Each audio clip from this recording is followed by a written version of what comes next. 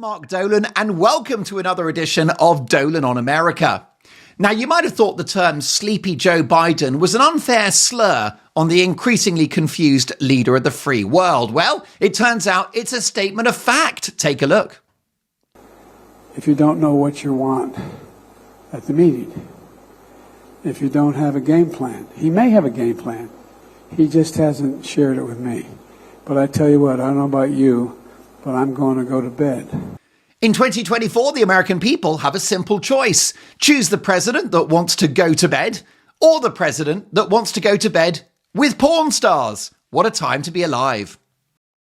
Biden has also said that, not for the first time, he's following orders. Apparently, he's doing what he's told to do. Take a listen. Let's see. I'll just follow my orders here.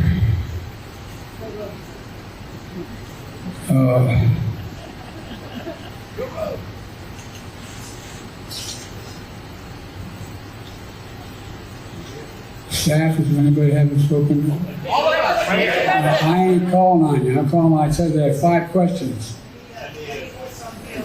Anita, BOA. But if he's not in charge, who is? It can't be this recently outed ex-president, can it? He's far too busy on Grindr, listening to Barbra Streisand and watching Frozen 2 on a loop. Concerns about Joe Biden's health pale into insignificance. Compared with this bombshell news, I'm absolutely devastated. Dr. Jill Biden, the president's full-time carer, wife, has got COVID. I'm praying she's got her affairs in order. Let's build a shrine now for the inevitable bad news. Jill Biden having COVID is massive. I'm so glad that the threat of a global recession, the conflict in Ukraine, and the distinct possibility of a third world war made way for a story about a healthy middle-aged woman getting a seasonal respiratory virus non-fatal to almost everyone. I've got to say, she's not the only member of the family affected. Biden's lovely son, Hunter, has been suffering with an inflamed red nose for the last 5 years. Thoughts and prayers.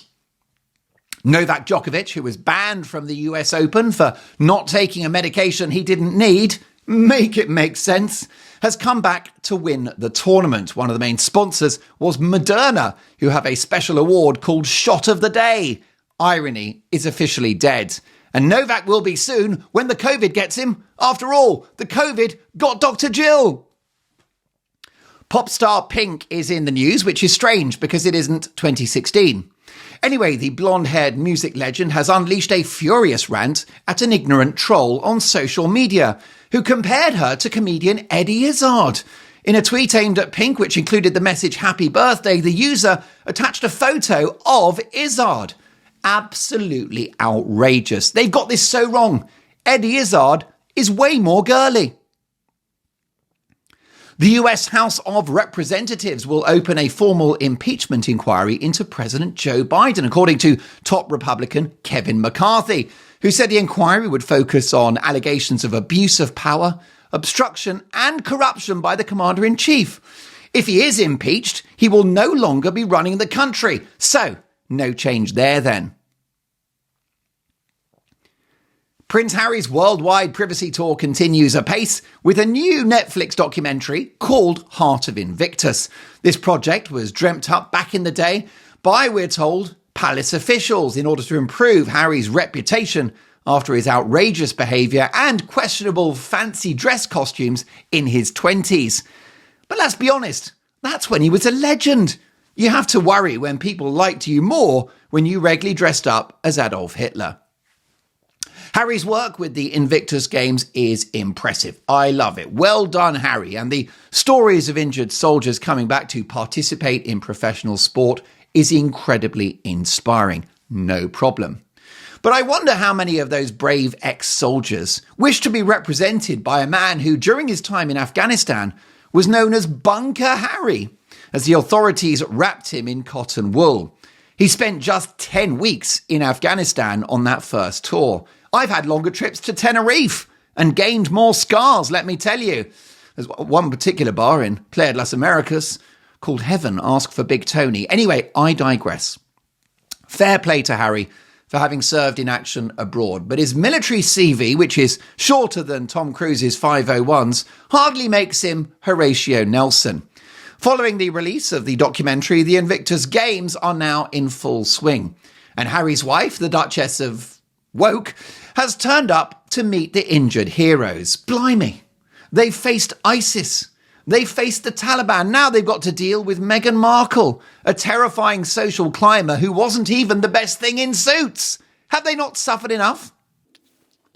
President Vladimir Putin has said everything happening to Donald Trump is political persecution of a political rival. It demonstrates, he said, the rottenness of the American political system, which cannot pretend to teach the world about democracy.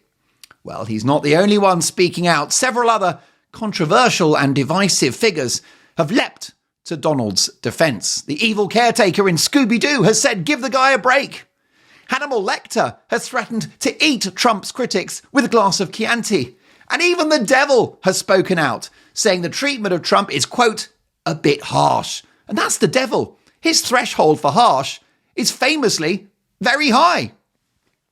Finally, during his speech on the anniversary of 9/11, President Joe Biden falsely claimed that he was at ground zero the day after the Twin Towers fell in Manhattan. Look, I think it's fair enough. This is a guy that can't remember where he was 10 minutes ago. And anyway, like Joe Biden, I'm off to bed as well. I'll see you in a week's time for another Dolan in America. Thanks for watching.